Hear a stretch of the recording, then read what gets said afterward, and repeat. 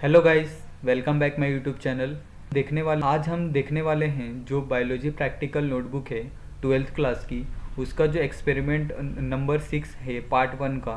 तो इसमें हमें क्या देखने को मिलना है कि to study the suspended particle matter on the leaves collected from the different side. यानी जो भी हम लीफ कलेक्ट कर रहे हैं डिफरेंट साइड्स के, यानी अगर आप प्रैक्टिकल कहीं भी परफॉर्म कर रहे हो तो आप अवश्य ही जो आसपास के जो पत्ते हैं उन्हें ही आप कलेक्ट करोगे और वहीं के लीव्स आप लोगे एक्सपेरिमेंट के लिए। ठीक है, तो अगर आपको एक्सपेरिमेंट में आसपास के लीफ मिलते हैं तो आप उसमें कौन से जो सस्पेंडेड पार्टिकल मैटर होते हैं वो आपको उसमें क्या करना है, फाइंड करना है। और डिफरेंट साइड्स पे, यानी एक ही जगह से आपको जो जितने सारे लीव्स है वो आपको कलेक्ट नहीं करना है, बल्कि अलग अलग जाके आपको अलग अलग जगहों से लीफ क्या करना है, कलेक्ट करना है। और उसमें देखना है कि जो सस्पेंडेड पार्टिकल कितने हैं, कौन से हैं। ठीक है, ये सब देखने हैं आपको। तो यहाँ पे जो प्रैक्टिकल है बेसिकली इस तरह से है कि इसमें हमें जो एम दिया है प्रैक्टिकल का, to study the suspended particle matter on the leaves collected from the different sides. ठीक है, तो इसके अंदर सबसे पहला रिक्वायरमेंट क्या होगा, एक तो स्लाइड कवर स्लिप। ठीक है, उसके बाद microscope, leave of road side plant and the leaf of plant from the glass house in if available. तो यहाँ पे आपको अगर सबसे बेहतर तरीका समझना है अगर सस्पेंडेड पार्टिकुलेट मैटर का, तो आप एक जो लीफ है एक रोड साइड से लीजिए और एक लीफ अपने जो इन हाउस में लगाते हो, यानी आप घर के अंदर लगाते हो, जैसे जो ये मनी प्लांट हो गया, ठीक है, तुलसी हो गया। तो आप इस तरह के जो लीव्स हैं वो उनके पत्ते लीजिए। ठीक है, तो उन दोनों में आप कंपैरिजन आसानी से आप समझ जाओगे कि किसमें जो सस्पेंडेड पार्टिकुलेट मैटर है इन एयर, ये किस तरह से आपको अलग अलग दिखाई देगा दोनों में, ये आपको इसमें आसानी से समझ में आएगा। ठीक है, अभी यहाँ पे हमें प्रोसीजर भी दिया है कि हमें इसमें किस तरह से इसको परफॉर्म करना है और हमें इसमें क्या क्या करना है। ठीक है, तो सबसे पहले जो भी प्रैक्टिकल होता है उसमें सबसे मेन जो इम्पोर्टेंट चीज़ होती है वो है आपको एक लिसनर, गुड लिसनर की तरह आपको प्रैक्टिकल को सुनना है। फिर एक गुड रीडर की तरह आपको उससे पढ़ना है। उसके बाद आपको एक अच्छा मेमोरी साफ करके उसको समझना है कि हमें क्या क्या करना है। ठीक है, अगर आप एक बार प्रैक्टिकल को समझ गए तो आप इससे रिलेटेड आपको कितने सारे जो बुक में थ्योरी होंगे वो आपको आसानी से क्लियर होने लगेंगे, जिसमें आप कभी ना कभी डिफ़िकल्टी सामना फेस करते हो। लेकिन एक बार अगर आप वही प्रैक्टिकल में परफॉर्म कर लोगे, एक बार जाके आप खुद से कर लोगे, तो आपको जितने भी उससे रिलेटेड जो भी चीज़ें हैं आपको आसानी से समझने लगेगी। ठीक है, नेक्स्ट यहाँ पे हमें ऑब्जर्वेशन भी दिया है कि हमें इसमें क्या देखना है कि we can observe many air pollutants such as dust particle, carbon particle, pollen grain, spores.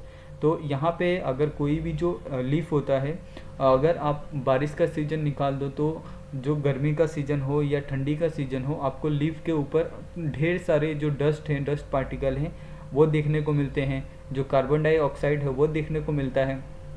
Pollen grain spores देखने को मिलते हैं, यानी किसी बर्ड द्वारा या किसी इंसेक्ट द्वारा जो पोलन ग्रेन लाए जाते हैं वो उसी पे क्या हो जाते हैं, गिर जाते हैं और उधर ही रह जाते हैं। ठीक है, नेक्स्ट हमारा यहाँ पे एक ऑब्जर्वेशन टेबल दिया है जिसमें हमें लीफ सैंपल और ऑब्जर्वेशन दिया है कि अगर हम लोग दो लीफ लेते हैं, एक धोया हुआ लीफ और एक गंदा लीफ, यानी वॉश एक अनवॉश्ड। ठीक है, तो दोनों लीफ में हमें क्या देखने को मिलेगा, जो डस्ट पार्टिकल है उनकी जो संख्या है वॉश पार्टिकल यानी धोए हुए लेप में बहुत कम हो जाती है। ठीक है, यहाँ पे आप देख सकते हैं सिर्फ 2 से 3 डस्ट पार्टिकल आपको देखने को मिलेंगे।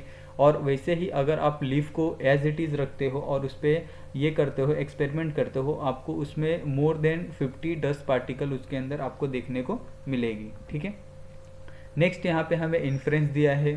तो इन्फ्रेंस में क्या आएगा कि many type of particle are observe on the leaf under the microscope such as the air pollutant carbon, watch live presence on the soil particle and the 2 carbon particles on the unwashed leaf presence more than 27 soil particle and the more than 22 carbon particle। ठीक है, तो उसमें किस तरह से कौन कौन से जो पार्टिकल है वो कितने मात्रा में शामिल होते हैं एक लीफ के ऊपर अगर आप उसको नहीं धोते हो। यहाँ पे बताया गया है कि जो 27 सॉइल पार्टिकल होते हैं और 22 होते हैं वो कार्बन पार्टिकल होते हैं। ठीक है, नेक्स्ट यहाँ पे हमें जो क्वेश्चन आंसर का सेशन है उसमें हमें क्या बोला है कि what is the air pollution. तो एयर पॉल्यूशन के बारे में आप सभी बहुत अच्छे से जानते हैं। आप ये लोअर लेवल से ही पढ़ते आ रहे हैं कि एयर पोल्यूशन क्या होता है, एयर का प्रदूषण क्या होता है। तो ये चीज़ें आपको बताने की कोई आवश्यकता नहीं है। आप इसका डेफिनेशन अलग अलग तरीके से आप कुछ भी लिख सकते हो, लेकिन वो आंसर होना चाहिए बायो रिलेटेड, ठीक है। और सेकंड क्वेश्चन है unlist the different air pollution. तो यहाँ पे भी आपको ये पता होगा कि कितने टाइप के एयर पोल्यूशन होते हैं, कौन कौन से एयर पोल्यूशन होते हैं और किन से सबसे ज़्यादा एयर पोल्यूशन होता है, ठीक है। ये सब चीज़ें आप आसानी से जानते होंगे, आसपास आपके देखने को भी मिलती होगी, तो बस उन्हीं चीज़ों को आपको लिखना है। नेक्स्ट यहाँ पे है, do you know any disease cause by the air pollution. Of course आप बहुत सारे डिजीज़ को जानते हो जो एयर पोल्यूशन के कारण होता है, ठीक है। तो एयर पोल्यूशन एक ऐसी बीमारी है, एक ऐसी समस्या है आज के समय में, जिसके कारण आजकल जो इंसान है उसकी आयु, ठीक है, प्रदूषण के कारण उसकी आयु, उसमें जो सोचने की क्षमता, उसके दिमाग की कैपेसिटी, हर चीज़ कम होती जा रही है, ठीक है। तो ये सब चीज़ें एक तरफ हो गई, और उससे होने वाले जो डिजीज़ हैं, जैसे अगर जितना ज़्यादा आप पॉल्यूटेड एरिया में रहोगे तो आपके अंदर जो लेड और ये सब जो आयरन क्या बोलते हैं मिनरल्स है, उसकी मात्रा बहुत ज़्यादा हो जाती है। अब उसके कारण आपको लंग्स कैंसर होता है, एक्यूट लोअर रेस्पिरेटरी इन्फेक्शन होता है, ठीक है। तो इस तरह की जो बहुत सारी डिजीज़ है वो आपको वहाँ पे हो सकती है। Fourth question will B right a note on the electrostatic precipitator, ठीक है। तो आपको इलेक्ट्रोस्टैटिक प्रेसिपिटेटर क्या होता है उसके बारे में आपको एक नोट लिखना है, ठीक है। फिर उसके बाद है फिफ्थ क्वेश्चन ही व्हाट इज सीएनजी। तो CNG is known as the compress natural gas. तो कंप्रेस नेचुरल गैस आपको अभी हर जगह इंडिया में देखने को मिल जाती होगी कि ऑटो रिक्शा हो गया, फिर कार हो गया, ठीक है, और फिर आप बस देखते होगे, जो सरकारी बसें चलती है उसमें सीएनजी का इस्तेमाल किया जाता है। तो ऐसी जगहों पे आपने ज़रूर देखा होगा कि ये सीएनजी होता क्या है और इसमें किस तरह से क्या क्या जो चीज़ें होती हैं वो इसमें मिली होती है। तो इसमें सबसे पहला जो गैस होता है वो मीथेन होता है, जो 1% से भी कम होता है, और ये क्या होता है नॉन टॉक्सिक, और एक क्या होता है कंटामिनेटेड ग्राउंड वाटर, और ये ग्राउंड वाटर को भी किसी तरह से अफेक्ट नहीं करता, ठीक है। Next question will be how to control air pollution. तो इसका आंसर भी मुझे देने की ज़रूरत नहीं है कि आप एयर पोल्यूशन को किस तरह से कंट्रोल कर सकते हो।